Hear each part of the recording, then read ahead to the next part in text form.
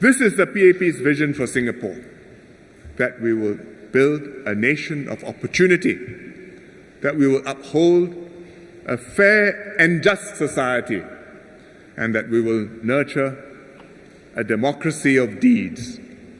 I reduce it to 3 bullet points. That's the key essence of what we're trying to do. And let me explain this briefly to you. Firstly, we'll be a nation of opportunity. And that means opportunity for all Singaporeans, not just the privileged few. It means doing our best to support those who have less and to bring everyone to a good starting point in life. It means an open and a compassionate meritocracy. Success, rewards will depend on your ability, depend on your contributions. But everyone must have a chance to prove yourself, and even those who did less well must get something. To create opportunities, we must continue to do 2 things. First, we've got to grow and upgrade the economy so that we have good and fulfilling jobs for everybody. And secondly, we have to emphasize the importance of education, training.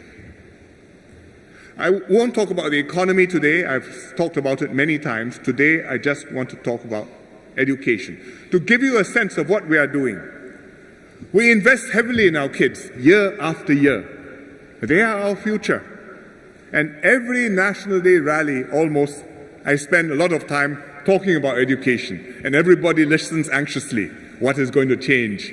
Schools next year, universities next year, ITE, post-secondary, adults. How do we get education? We will continue to do more in education because we want to uphold social mobility, because that's the way for people to move up.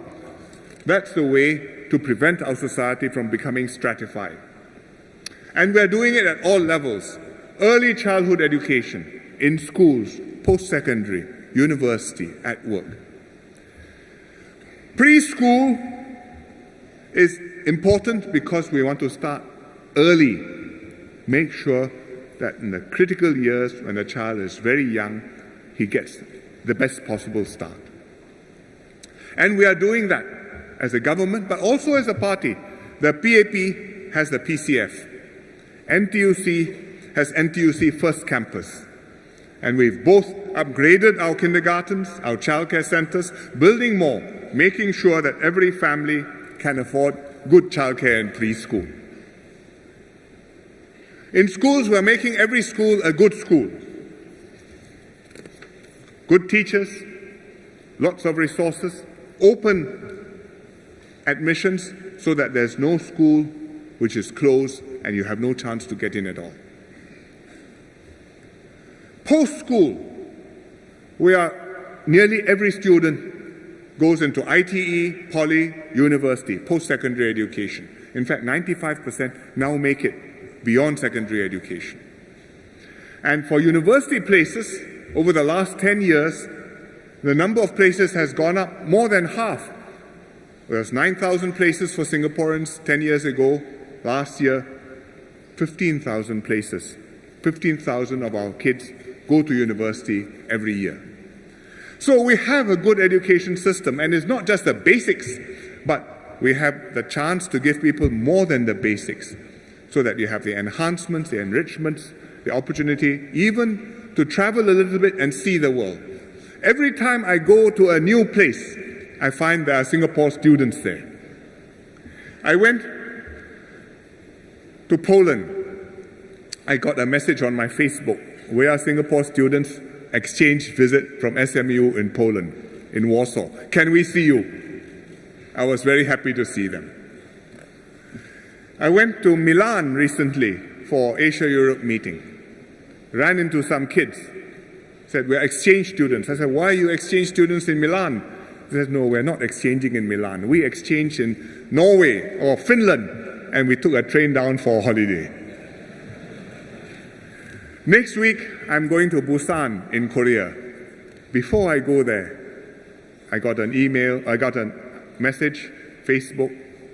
We are exchange students in Busan. Can we see you when you are there? So I'm going to see them when I'm there. And I hope they see me when they come back too. So we are providing the opportunities, the exposure, the chance to measure yourself against the best in the world and come back and say, I have confidence. I'm equal to them. And my system is equal to them, and Singapore, we're as good as them. Only in Singapore.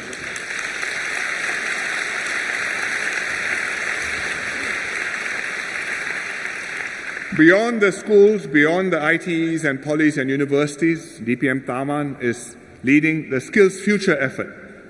And what we are trying to do is nothing less than a cultural transformation in our society, in our workplace, so that people can continue to be educated and to upgrade themselves after they've left school, after they've started work. And we value them and honor them and work with them on the basis of their skills and their contributions, and not just look at academic results. And then we can create multiple paths to success. This is a place where children can dream big, achieve their aspirations, live well for Singapore. And many people do that. Maybe we don't talk about it enough, but I think we should talk about it more, because I know that many young people are anxious for their future. Many parents are worried for their children's future. Will the children have a better life than ourselves? My answer is yes. And it's not an argument which I'm offering you. I'm offering you examples, visible proof. Take, for example, Comrade Muhammad Faisal, who is from Taman Jurong branch. I think he's here somewhere. His father, hello Faisal. His father was a policeman, the mother was a housewife. The family led a simple and hard-working life, just 2 meals a day. Faisal is a PCF alumnus, Geylang East PCF. So the PAP gave him a good start. He studied hard, he went to school. In secondary school, he had no money for the O-level exam fees. He had to borrow money for the exam fees. But he did well. He went to NUS, he did well. He went to NTU, earned his master's. And now he is giving back readily. At the age of 34, he became a mosque chairman. Not much gray hair, but I think a lot of life experience.